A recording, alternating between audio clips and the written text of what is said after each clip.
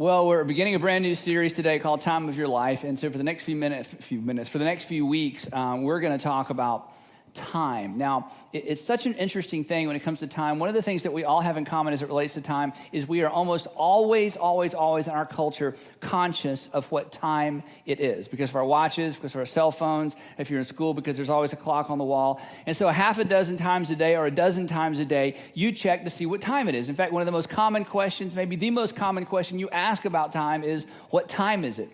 Even while I'm preaching today, you're going to check your watch or you're going to check your cell phone to see how I'm doing, which is really kind of strange because, we let you out within a 1 or 2 or 3 minute window every single week, and still you're going to check to see how I'm doing. And the reason I let you out on time is because if I don't let you out on time, it creates exponential chaos all over Fulton County, okay? So we're good about that. But in spite of that, you're going to check your watch to see what time is it. Also, you need to know while I'm preaching, I have a big old giant clock down here in front of me on a screen, so I can always know what time it is. So we're very, very time conscious. Every once in a while, you'll lose yourself in a novel, or you'll lose yourself in a hobby, or you'll lose yourself in gardening, and you'll say something like this: well, I lost track of time. I lost track of the time. But very quickly, you recover, don't you? And you figure out what time it is. We're very, very time conscious. The problem is that's really not the most important question we should ask when it comes to time. And so for the next few weeks, I want us to begin asking a better question. In fact, as soon as I tell you what the question is, you're going to agree that's a better question. The better question as it relates to time is not what time is it, but what am I doing with my time? Not what time is it, but what am I doing with my time? The problem with always checking to see what time it is that it's a constant reminder of the thing that is most depressing about you. And that's this: your time is running out. Aren't you glad you came to church today? Your time is running out. And the problem is we have calendars that tell us how fast the months go by, how fast the years go by. And then we look at our watches and we see how fast the hours go by. We see how fast the minutes go by. And then some of you have a second hand on your clock and you have no idea what it's there for. It's to remind you how fast, because with the second hand, you can actually watch your life slipping away. Tick by tick by tick by tick. It's just absolutely depressing. And in fact, the older you get, the faster it seems like time goes by. And you may know this. There's actually a scientific explanation as to why, as you get older, time seems to go faster. That's not just your imagination. You experience time as if it's going faster. When you were a kid, Christmas never got here. When you became an adult, it's Christmas like every time you turn around, it's almost Christmas, or there's something related to Christmas. And so we're constantly reminded. So one of the worst things you can ask is, what time is it? Because it's a reminder that your time is click, click, click, tick, tick, tick, just slipping away. Now, the whole idea of time going by quickly is actually a biblical theme. There's a great deal in the Bible about how quick time goes by. So I thought to start us off in this series, Time of Your Life, we look at some happy thoughts from the book of Job. Because Job makes a couple of, what are you laughing at? We're making a couple of comments, those of you who read your Bible. Here's what Job says to kind of get our head in the game. He says, my days are swifter than a weaver's shuttle, and they come to an end without hope. You probably won't find that on a calendar or a Hallmark card or anywhere, right? But there's more. Job says this too, in case you didn't get his point. He says, my days are swifter than a runner. They fly away without a glimpse of joy. Now, as sad as it is, and I promise the whole series won't be like this, it's a reminder of this thing that we're all aware of that we don't want to be reminded of, but every time we look at our watch or a clock on the wall, we're reminded that time is going by really quick. And in fact, if you haven't gotten to this point in your life yet, you will eventually. You will get to a point where you quit thinking about how old you are, and you will begin thinking about how much time you have left. Now, this generally happens in your mid-40s, okay?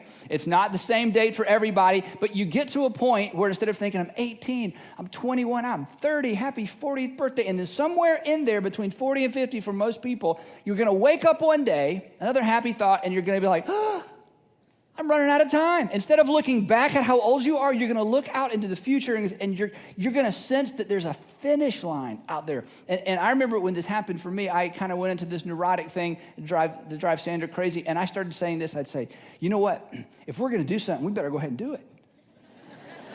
And she would say, do what? I'd say, I don't know. But if we're going to do something, we need to go ahead and do it. And she said, do what? I go, I don't know. But I feel like, all those things that one day and someday and we ought to think about and we should, all of a sudden there was a sense of, oh no, I'm running out of time. If we're going to make our move, we better make it. And she would just kind of roll her eyes. And then I would think, well, you know what? One day you're going to wake up and quit thinking about how old you are. And you're going to go, oh, you know, Andy, if we're going to do something, we need to go ahead and do it. Because there's something that happens in our minds. We quit thinking about how old we are. We start thinking about how much time we have left. Now, I'm tempted to ask you to raise your hand if you've gotten there yet, but I won't do that. But some of you, I can just already see, even in the camera, you're kind of like, yeah. And others of you are like, I need to pray for Andy. He has issues. So anyway, and then if that wasn't enough, someone introduced me to deathclock.com. How many of you have visited deathclock? Yeah, about 6 of you. Yeah, deathclock.com. If you're at home, you should go ahead and not here because you won't be able to pay attention. Deathclock.com is awesome. You go to deathclock.com, if you can say it, and you type in some information about yourself, and then it tells you when you're going to die. Isn't that great? I mean, don't you want to know?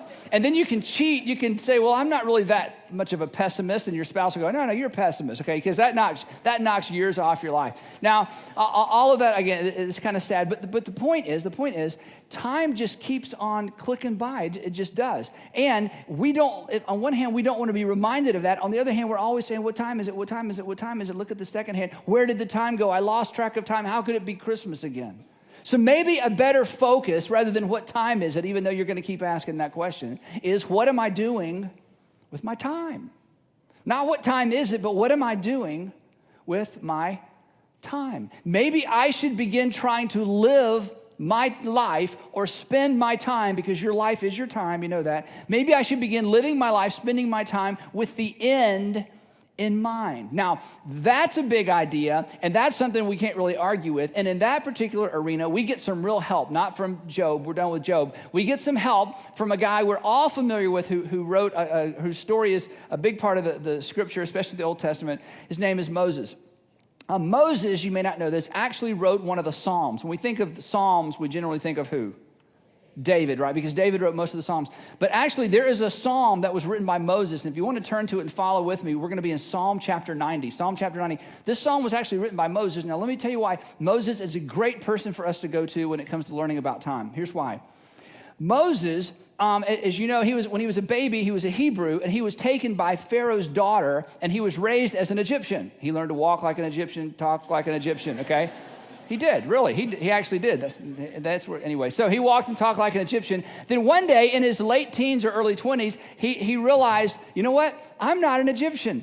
I'm a Hebrew, and the other Hebrews in my world are slaves, and he got fed up with the way the Egyptians treated the Hebrews, and so he decided to do something about it. So he killed an Egyptian, and then he killed another Egyptian.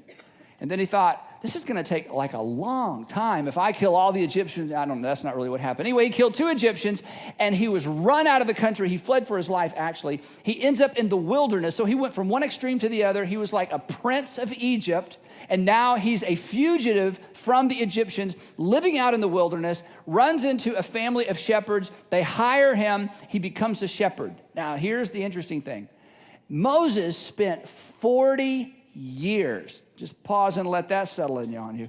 40 years. In fact, he spent what we would consider 40 of his best years, the best 40 years of his life. Moses spent 40 years doing nothing. Every day was the same. He did not even need a watch. If the sun was up, he was out with the sheep. If the sun was down, he was asleep with the sheep. If the sun was up, he was out with the sheep. If the sun was down, all he needed was to go outside and see where the sun was. He knew exactly what to do. 40 years. And Moses assumed no purpose, no God, no nothing. I'm just going to wait until I die and I finally get to the end of my time and my life is over. 40 years of nothing. And then after 40 years, God said, okay, I actually have a plan and purpose for your life. And he brings Moses out of obscurity. This is the part of the story you know. Takes him to Egypt. Says, let my people go. Pharaoh says no a few times. Pharaoh changes his mind. And then, Moses becomes a household name and leads the nation of Israel out of Egyptian slavery. And we all know him. So now, with all of that as a backdrop, I mean, he was like on top of the world. He's in the valley. He's back on top. 40 years of doing nothing. He had some incredible perspective when it came to time. And so in this psalm, Moses gives us his perspective on how to view time. And here's what he's going to tell us before we look together. He's going to tell us this. Context is everything. Context is everything. That God has created a context, and all of our little snippets of time, all of our little itty-bitty, seemingly at times insignificant lives, our 70 or our 80 years, and we think that's a long time, our little bitty, moments of time, all fall within the context of what he's going to say is age to age, generation to generation, God. That there's a context, and if we will begin to view our lives within that context, we can discover the point of our few minutes, our few hours, our few years. And if we don't look at it within a context, we will get to the point where we will ask this question, what's the point? Now, here's something interesting about you and me. When we're young, we think we are the point, don't we? Isn't that true? I mean, when you're 18 or 19 or 20 and life's ahead of you, in fact, if you're 18 or 19, 20, you're like, it's not? Yeah, you're at that stage where it's all about you, it's all about me. I am the point of life, that I am in the center and everything revolves around me. We can't help but think that way. And as we get older, we realize we're not the point, and we begin to ask this question, what is the point of life? Because as we begin to look into the future, here's what we see. Wow, everybody's kind of the same. We're born, we go to elementary school, we go to middle school, we go to high school, we either get a job or go to college. Oh, there's two unique paths. We go to college, we get out of college, we get a job. Now we catch up with the people who skipped college altogether. Now we both have jobs, and then we try to get married. Some people get married, some people get married 2 times, some people get married 3 times, some people try to get married, and then we have kids, then our kids grow up, then we retire, and then we play golf, and then we get sick, and then we die. Now, before you laugh, do you know of anyone that was kind of their story? Yeah, like everybody you've ever known, that's kind of a version of their story. And at some point in life, we're like, what is the point of that? And then if you believe in reincarnation, I got some bad news for you. You get to do that again. And again and again, and maybe you're right about that. The problem with reincarnation is you don't learn anything because you can't remember anything except I think I was Alexander the Great, but I'm not really sure, or Cleopatra, or both, or So, and I'm not discounting reincarnation. I'm just saying you just don't learn a lot because you can't remember any of it. And if all there is to life is that whole sequence of things, and that's kind of the American version. There's a European version. There's an Asian version. But wherever you go in the world, whatever culture, it's kind of the same. And at some point, you begin to realize, I must not be the point. What is the point? And Moses says, heads up, I'm going to tell you. Because the reason you think you are the point and the reason you wonder if there is a point is because you don't understand the context in which God has given you these few years to live. And so Moses explains all this to us in the form of a psalm. Now, a psalm is a poem, so it's a little flowery, it's a little tricky, but I want to read these verses to you, and we'll go through these together. Psalm 90, verse 1.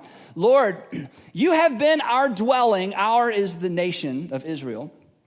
You have been our dwelling place throughout all generations. Next verse. Before the mountains were born, or you brought forth the whole world, that is, even before creation, I love this. From everlasting to everlasting, you are God. From everlasting to everlasting, you are God. God, Moses is saying, okay, if you want to understand the bookends of your life, the bookends of your life is not your birth and your death. The bookends is everlasting to everlasting with God in the middle. The context for your existence, the only way you'll ever understand purpose, the way you'll ever come to a place where you can say, now I know the point of my life, is to understand that the context is everlasting to everlasting with God in the middle. That's the proper context for understanding the point of your life. He goes on, you turn people, and this is kind of like a Lord of the Rings Gandalf thing here. This is kind of cool. You turn people back to dust saying, return to dust, you mortals. Isn't that kind of great? Return to dust, you shall not pass. You can kind of see the wind blowing, and the thing. It's like, you return to dust, you mortals. And Moses is saying this, no matter how cool you are, rich you are, popular you are, and by the way, I'm Moses, no matter what you've accomplished or how famous you are, at the end of it all, God says, return to dust, you mortal. He goes on. I thought this is amazing. You've heard something like this before, no doubt. 1,000 years in your sight are like a day that has just gone by. 1,000 years. 1,000 years is like right before the Crusades. He says 1,000 years in God's sight, like if you go from just before the Crusades to right now, that's like a day. And we're like, wow, that's quick. And then Moses says, no, actually, it's worse than that. Or like a watch in the night. A watch in the night, they would divide the night up into 3 or 4 periods, and they would have a guard out on the castle or out around the sheep, and you'd get the first watch or the second watch. So a watch is like 3 hours or maybe 4 hours. Moses says, for God, 1,000 years is like 3 or 4 hours. Now, don't do the math because you'll really be depressed. But if you think in those terms, how long is your life from God's perspective? Okay, if 1,000 years is like 3 hours and you live 70 years, it's like when you think about how fast the government spends money. Have you seen that thing where it's like, it's like when you die, okay, and let's say the government gets $300,000 or $400,000 of your money. Do you know how fast it's spent? Before you can say the word spent, it's gone. Your whole life, all this wealth you've amassed, and the government gets a piece of it way faster than anybody could write the check. It's spent. That's how quick your life is. Like, boom, your life's gone. In this kind of context, it's like, well, just cheer us up. Why don't you, Moses? He's going, hang with me, okay? Because this is just the reality. This is the starting point for any discussion about a person's life or time, or like a watch in the night. Yet, you sweep people away in the sleep of death. They are like the new grass of the morning. You get up in the morning and there's new grass. And then he says this. In the morning it springs up new, but by evening it is dry and withered. Now, he's saying this from the perspective of eternity to eternity, from everlasting to everlasting. This is what a person's life is like. It's like, it's gone. It's gone. It's like grass in the morning, it dies. It's like a watch. It's less than a watch in the night. Now, God's point and Moses' point, and we know this because of Moses' life, and we know this because of other things Moses says, and we know this because of what follows. Moses' point is not your life doesn't matter, even though that's how it feels.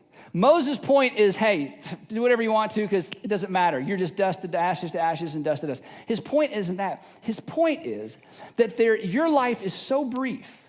Your life is so common. Your life is so quick. Your life is so like grass. It's like dust that it is futile for you.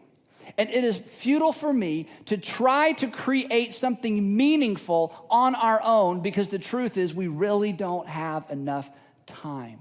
That if we try to jack up our life and our significance based on the bookends of life and death, he's saying, you know what? You just don't really have that much time to be that significant, really. Your only hope for purpose, your only hope for significance is to take your little moments of time and to interject them properly within the context of what God is up to in this grand story. Now, if that just seems so out there and intangible and impractical and you're not even sure you believe it, maybe the best way to understand this is to flip it around the other way. Because here's what you and I know.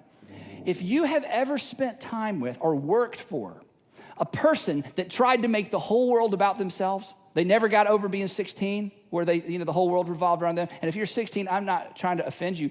When we're 16, the world does revolve around us, but you got to move past that. But when you meet somebody who's 46 or 56 and they're still trying to be the center of the universe, have you ever worked for somebody like that? Been a neighbor to somebody like that? Voted for somebody like that? Didn't know it? Or watched as in other economies or in other nations of the world where a national leader rises up and it's just all about them. Here's what happens, and we've seen enough of this in history. I mean, in our lifetime, a national leader, a president of a country was hung by his own people. We've seen this, okay? Go back to the Second World War, we've seen this.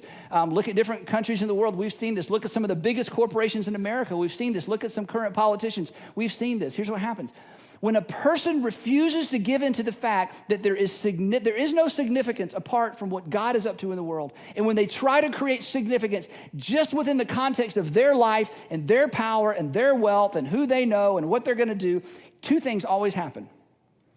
They always run out of time before they finish whatever it is they set out to do. And history never speaks well of them, ever. They always run out of time. And history never speaks well of them. Because intuitively we know when a person decides it's all about me and in my few years, I'm going to make it all about me, that I'm going to be the center, I'm going to be the point. Whenever a person does that, there's something intuitively inside of us that's like, that's just not right. That's not a pleasant person. That's a person that leaves a trail of broken relationships behind him or her. And it's usually, unfortunately, a him, isn't it? This is how dictators become dictators and destroy nations and lead the world into war. This is how somebody takes a healthy corporation and demolishes it and walks away with something that's totally about them. But in time, as time goes by, history never speaks well of that person because there's something very small and there's something very selfish and there's something that's we don't want to emulate. And it's a reminder to us that in our few years, with our few years, our greatest play, our greatest opportunity is not about making ourselves known and not about making the whole thing about us. It's got to be something else, because even when a person has vast power and vast wealth and is able to do anything they want to with it, and they choose to make it all about themselves, when all is said and done, they run out of time, they generally do not have a good end, and when they're judged by history, they get a double thumbs down. You can't make this work. You can't find real lasting purpose if it's all about you. It's been tried. It's never been done. And Moses, who could have pulled it off after all these Moses, he says, no, the context for your life, it's not your life. The big play, the big game, the big angle, the big stake, it's not you. It's everlasting to everlasting with God in the middle, who has invited you in to that context to find meaning and purpose in the course of your days. He goes on, finishes this way, gives us some application. Our days, and how cool is this? This was written like 3,000 years ago. And the lifespan of people has come and gone and changed through the ages, but how relevant to us today. Our days may come to 70 years or 80 if our strength endures. Yet the best of them, the best years he's talking about, yet the best of them are but trouble and sorrow, for they quickly pass and we fly away. He's saying, you know what? Even if you've got a good life, there are going to be some years of sorrow. And that doesn't mean God doesn't love you. It doesn't mean God doesn't have a purpose for your life. It doesn't mean God's not paying attention. This is Moses, who experienced this very same thing. He says you're going to get 70 or 80 years, and there's going to be some trouble within the context, and eventually you're going to fly away. And then verse 11 is so confusing. At first, I decided to skip it. And then I thought, no, we have an intellectually superior audience. They can handle this. So, and verse 11 is so important because it connects to the point of this entire thing, which is verse 12. So here's verse 11. This is a big idea, but it's confusing in English. And I don't want to give you like a Hebrew grammar lesson or vocabulary quiz. So I'm just going to read it to you. Then I'm going to tell you what it means. You can check it out later. And here's what he says next. If only we knew. Implication, we don't know. If only we could comprehend the implication. Implication, we can't comprehend. If only we could see, but we can't see. If only we knew the power of your anger, talking about God's anger and his bigness and his, if only we knew the power of your anger. And then here's a really bad English sentence, but it's the best they could do in translating this Hebrew phrase. Your wrath is as great as the fear that is your due. You're like, huh? Yeah, your wrath is as great as the fear that is your due. See, it's very, very confusing. But let me tell you what this verse means. This is so huge. Here, I'm going to give you kind of a paraphrase. This is my paraphrase of this awesome verse. Here's what he's saying. And again, this is within the context of a discussion on time. If we could see God as he is, we would give him the reverence he is due. That's what he means. If we could see God as he is, we would give him the reverence he is due. Within the context of a conversation on time, here's what this means. This is so powerful. If we could see God as he really is, then we would present to him our 70 or 80 years within the context of what he's doing, because he is the great and mighty God who is everlasting to everlasting. But we can't see clearly. Now, this may help you.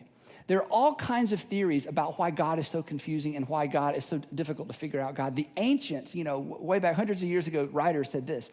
They believed that God's glory was so overwhelming, and they got this from the Old Testament, that God's glory was so overwhelming that if God revealed all of his glory, meaning if God completely revealed himself to you, you would die. You would burn up. It would be, your eyeballs would pop out, the skin would melt, you would just go away. Your just sand would blow. You'd be dust to dust and now I'm just making that part up. But they said God's glory is so big and powerful that God can only go, glory. That's all you get. If I gave you more, you'd burn up. Glory. Every once in a while, it's like a little bit of me pops out and we're like, God, show us your face. And he's going, no, you really don't want me to show you my whole face. Okay, it'd be like, and so now remember, this is Moses writing this. And Moses got as close to anyone who ever lived to seeing the glory of God. He came down from the mountain, and his face was white, his skin was white. It's like they didn't even recognize him. He was glowing like, he was radioactive. Where you been? I've been with God. I didn't even see the whole thing, and whoa, I saw just enough to survive. Okay, this is all in the book of Exodus. And so the point is, there are things about the glory of God we'll never fully understand. And so he said, but if we could see it, then we would say, oh my gosh, in light of what you're up to, take my 70 or 80 years, and I want them to be a part of everlasting to everlasting. I want them to be a part of your plan. I realize I'm not the point, you're the point, and I want you to use my 70 or 80 years however you want to within the context of what you're doing in history. There's a cool little thing that happened in the Gospels when Jesus was being arrested. This is so neat. And they come to arrest him, so it's like they got their swords and their spears and they got torches and they got the army. They're coming to arrest Jesus, and he's with his disciples, and they're all chickens and they're all running off. And they come to arrest Jesus, and they say, the leader goes, "Are you Jesus?" And Jesus says, "I am." And he shouldn't have said, "I am." Okay, that was the wrong thing to say, because I am is like one of the names of God. And so this is English. He said Aramaic. So he says, I am. And when he said, I am, a little bit of glory slipped out. Boop, and it says they all fell down. They all fell down on top of each other. So there's Jesus standing there, the one to be arrested. And all the guys of the army, and they fell down. Why? Because little glory. And he's like, oh, sorry. I shouldn't say I am. Yes, I am Jesus, but I'm not going to say, we can say, I know it's kind of odd. It's like a little bit of glory. It was so powerful. He had to hide his glory, or it would just, everybody would be on the ground. So in the garden, it's like, I am. Oh, okay. So here's Moses' point. If we were ever exposed to the full glory of God, it would just be too much for us. And so he says, if we could see it, if we could see it and survive it, then we would say, here are my 70 or 80 years. If we could see clearly, we would live more purposefully. So, with all that in mind, Moses, what are we supposed to do? Okay, we're not going to argue with you. We've seen enough people try to make life all about themselves. Their time is all about them. We don't want to marry that person. We don't want to work for that person. We don't want that person to lead us. We don't want to visit their country. We've seen what happens when a person leverages their years and it's all about them. We don't want to go there. But at the same time, God, we don't know what you're up to. I mean, to say, fit into your purposes and plans, God, we can't see clearly. What should we do? And then Moses, with all of his wisdom and with all of his experience, here's what he says. And here's where we go for the next few weeks. He says this, teach us. Now he's praying, God, teach us to number our days. Teach us. Teach us because we don't do this by ourselves. Teach us because we don't know how. Teach us to number our days. In other words, literally, teach us to live as if our days are numbered. Teach us what it means to live as if our days are numbered, because our days are numbered. We know that. We don't like to think about it, but we're reminded every time we look at that second hand. So God, in light of what you're doing, in light of how grand you are, teach us to live. What does it mean to live as if our days are numbered? Now, numbering our days is something every person listening has done before. If you are a woman and you are married and you were once a bride, you know what it means to number your days. Hey, when are you getting married? 26 days, 4 hours, and 20 minutes. Ah! Remember? You numbered your days. And because you knew it was 26 days, ladies, you knew exactly everything you needed to get done before that day, right? If you've ever had an exam, hey, when do you have exams? A week and a half. What do you need to do between now and then? I need to do this. I need to do this. I need to read this, I need to do that. Why? Because you numbered your days. You knew exactly how many days. If you've ever presented a contract, if you've ever had a closing, if you've ever had a presentation, if you've ever had surgery, hey, when's your surgery? I got 2 weeks. What do you need to do? Well, I got to do this and do this and do this and do this. If you've ever had any kind of date coming up and you knew it was, how many days it was away, and there were things you had to do to prepare, you know what it means to number your days. So Moses says this, God, we don't know the day of our death. And since we don't know the day of your death, and there's so much about you we don't understand, teach us, oh God, teach us what it means to live as if our days are numbered when we don't even know how many days we have. Teach us that. Why? And look at this, is so awesome. Teach us the number of days. That, which means the result, that we may gain a heart of wisdom. This is so big. He says, God, I realize, Moses would say, that I won't know how to make wise decisions if I don't make decisions within the context of the broad context of what you're up to, but within the context of my limited number of days.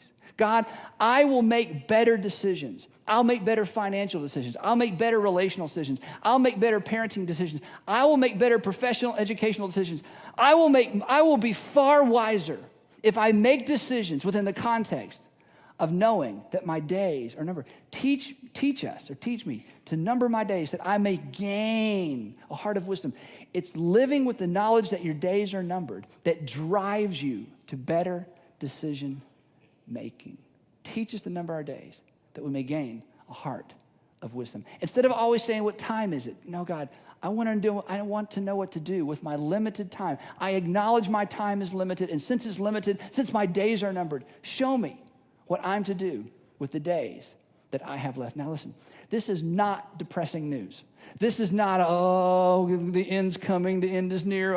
This is not, if you think that way, you will run away from the reality that your days are numbered. But if you embrace the fact that God has given you life, and he's given you years, and he's given you years in life for a purpose, and the purpose isn't you, that the point of your life isn't you. You have lived long enough to know what happens when you make the point you. You become very, very lonely. If you have enough money, you'll always have people around you. You'll be very, very lonely. No one is attracted to a person for whom life is all about them. It is almost impossible to unconditionally love a person for whom life is all about them. You know that's not the answer, and you know your days are numbered. This is the key to bringing purpose to our few years in life. It's, God, I believe there is a grander story and I'm not the main character. I believe there's a grander narrative and I'm not the main character. I believe you're up to something from generation to generation. You are in the middle and you've invited me in for my 40 or 50 or 60 years. Now, God, teach me to live as if my days are numbered, that I might gain a heart of wisdom and make decisions that bring glory to you and not me. And here's Moses' point. Because my life is too brief to live for. My glory is too small to dedicate my whole life to. I'm but a flash. So I don't want to waste my 70 or 80 years living for my glory. I want it to be maximized within the grand scheme of what you're up to in this world. Now, Moses, who's a household name who accomplished some incredible things, that was his take on time. So going forward in this series, here's what we're going to do. We're going to talk about some really practical things. Next week, I'm going to tell you the key to getting more done, okay? It's in the Bible. I'm going to talk about the key to getting more done. We're going to talk some about schedules. We're going to talk about focus. We're going to talk about priorities. We're going to talk about all those practical things that have to do with time. But here's what I don't want you to lose sight of. All of those incredible things the Bible teaches about time, it's not so that you can have a grander, more glorious, more organized life about you. Because that doesn't lead anywhere grand or glorious. It leads to loneliness and a story nobody wants to emulate. We know that. But all of these incredible insights we're going to gain in the next few weeks about time are all about gaining a heart of wisdom, living as if our days are numbered, and learning to live within the context of what God is up to in our world, and allowing him to leverage our skills and leverage our time for his glory rather than ours. In your bulletin, we put a little prayer in there I want you to be able to take home at the top of the back of your bulletin. And it simply says this. This is what I'd like for us to pray this week together. Wouldn't this be great if all of us got around this and all of our friends online as well? Heavenly Father, teach me to number my days, that I might gain a heart of wisdom and fulfill your purpose in my life. Teach me to gain a heart, teach me to number my days, that I might gain a heart of wisdom, that I might think about my time differently, use my time more wisely, and gain a heart of wisdom and fulfill your purpose for my life. Because here's the thing. We're to live as if our life has a point and we're not it.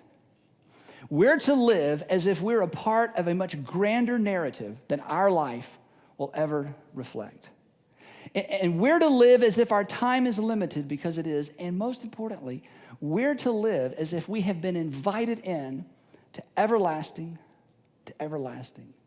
That our lives are about everlasting to everlasting. And when we expand our thinking, when we begin to see the people around us within that context, when we see our opportunities within that context, when we see our money within that context, when we see our talent within that context, then suddenly We find purpose that goes way beyond anything we would ever be able to manufacture within the context of simply our birth and our death. But it begins right here. Lord, teach us to number our days. Teach us to live as if our days are numbered, that we may gain a heart of wisdom, and therefore offer to you as if we could see for you for who you really are. Offer to you our time and our lives in a way that bring glory to you and fulfill your purposes in the world. Purposes that are everlasting to everlasting. So I want you to pray that this week.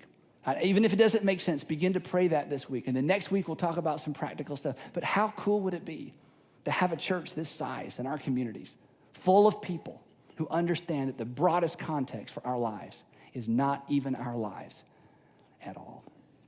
Let's pray together. Father, that's a lot of stuff. It just makes our head hurt. It's just bigger. And then we're going to walk out of here and nothing will have changed. We still have to eat. We still have to go to work. We still have all the responsibilities and chores. And, we're going to walk out of here, Father. Most of us are going to look at our watches. That's just what we want to know is what time it is. But, Father, I pray that maybe this week as we look at our watches, more than being obsessed with what time it is, it would be, what am I doing with my time? What am I doing with my time?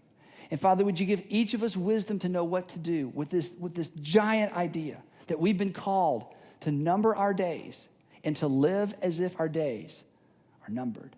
Wherever that lands with us, Father, I pray for the 16-year-old, the 17-year-old, the 18-year-old that are so early on and they're already beginning to understand it's not about me. Father, they have their whole lives ahead of them to get this right. Father, for those who are in the years where they wish they'd heard this 20 or 30 or 40 years ago, give them wisdom to know what to do with what they've just heard.